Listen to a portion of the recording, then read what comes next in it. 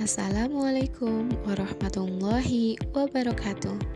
Halo Sobat PPG, perkenalkan nama saya Aristawati dari program PPG Prajabatan Gelombang 2 tahun 2024 Universitas Negeri Malang. Pada kesempatan kali ini, saya membuat video ini untuk memenuhi tugas mata kuliah, pemahaman peserta didik dan pembelajarannya.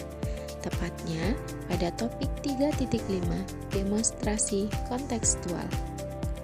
Tugas saya kali ini yakni terkait mengulas asesmen di ruang kelas. Berikut ini merupakan asesmen yang digunakan oleh guru pamong saya di SMP Laboratorium UM.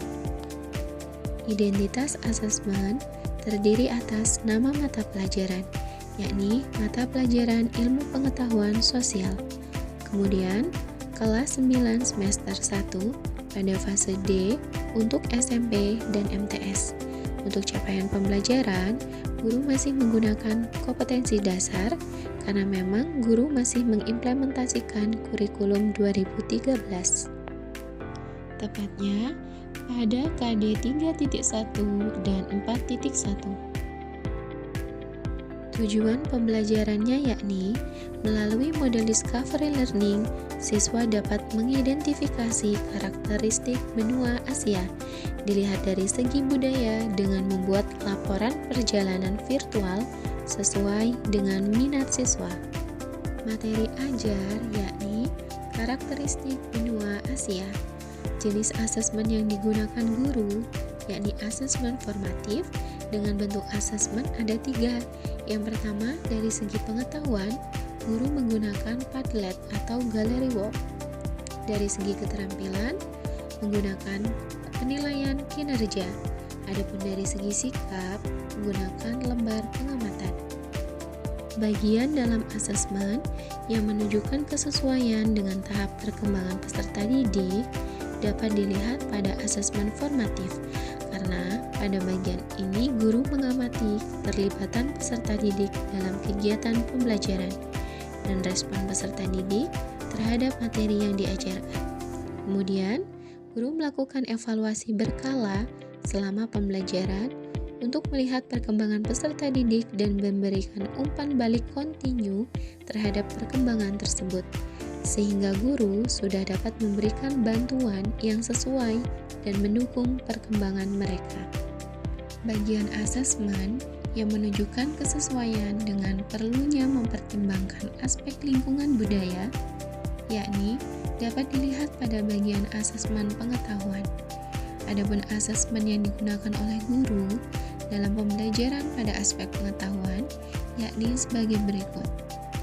Berikut ini merupakan contoh asesmen pengetahuan yang digunakan oleh guru dengan rentang nilai 1-4 dengan maksimal peserta didik harus menyebutkan 7 unsur budaya dan minimal 1 unsur budaya.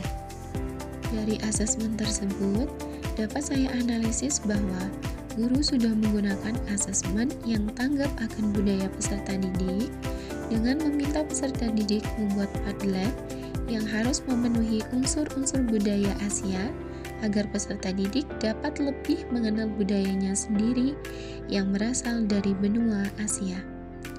Kesesuaian dengan perlunya mempertimbangkan aspek karakteristik peserta didik juga ditunjukkan dalam asesmen aspek pengetahuan tersebut, di mana guru meminta peserta didik untuk membuat Padlet dengan berbagai macam bentuk yang dapat dipilih oleh peserta didik, seperti teks, gambar, video, tautan, file, dan lainnya, sehingga peserta didik dapat membuat sesuai karakteristik dan gaya belajarnya.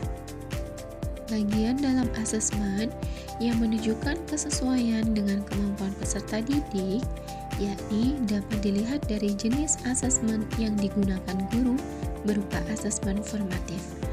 Asesmen formatif baik pada aspek pengetahuan, keterampilan, dan sikap yang digunakan guru tentunya telah memperhatikan aspek kemampuan yang dimiliki oleh peserta didik berdasarkan hasil asesmen formatif sebelumnya. Selain itu, juga dapat dilihat dari aspek asesmen kognitif yang telah menggunakan C6, mencipta atau membuat Padlet. Asesmen ini telah menggambarkan pembelajaran berbasis HOTS atau High Order Thinking Skill atau kemampuan berpikir tingkat tinggi. Karena memang berdasarkan hasil observasi kelas yang saya laksanakan di awal masuk sekolah PPL ini, peserta didik SMP Lab UM telah menunjukkan kemampuannya dalam hal berpikir tingkat tinggi untuk mencipta yang terus dilatih oleh guru setiap pembelajaran berlangsung. Asesmen yang digunakan oleh guru juga sudah memberikan ruang bagi peserta didik untuk memberikan umpan balik terhadap proses pembelajaran mereka. Guru telah memberikan penilaian dan memberikan umpan balik berupa komentar terkait Padlet yang dibuat peserta didik. Selain itu, guru juga memberikan motivasi kepada peserta didik untuk lebih proaktif dan kreatif. Tidak sampai di situ, peserta didik juga diberikan ruang untuk merefleksikan kegiatan pembelajarannya dan menyimpulkan materi yang telah dipelajari. Dengan aktivitas ini, peserta didik dapat mengetahui kemampuan yang telah dimilikinya dan juga mengetahui kemampuan yang harus diperbaiki sehingga lebih termotivasi dalam pembelajaran karena merasa diperhatikan, dihargai, dan dilibatkan selama proses pembelajaran hingga penilaian. Jika saya menjadi guru di kelas tersebut, hal yang ingin saya tingkatkan untuk lebih memaksimalkan efektivitas asesmen dengan memperhatikan tahap perkembangan peserta didik, lingkungan budaya, dan karakteristik peserta didik, serta kemampuan peserta didik, yakni saya akan menyusun asesmen yang sesuai dengan tahap perkembangan peserta didik, menggunakan contoh atau situasi yang relevan dengan budaya lokal atau pengalaman peserta didik, serta mengenali karakteristik dan gaya belajar peserta didik secara keseluruhan. Selain itu, saya akan memberikan dukungan tambahan kepada peserta didik yang memerlukan bantuan dalam memahami materi pembelajaran dan memberikan umpan balik yang konstruktif untuk membantu mereka mencapai potensi belajar mereka secara maksimal. Dengan demikian, asesmen yang saya berikan akan lebih efektif dalam memfasilitasi proses pembelajaran yang inklusif dan menyeluruh bagi setiap peserta didik di dalam kelas. Itu tadi hasil ulasan saya terkait asesmen di ruang kelas.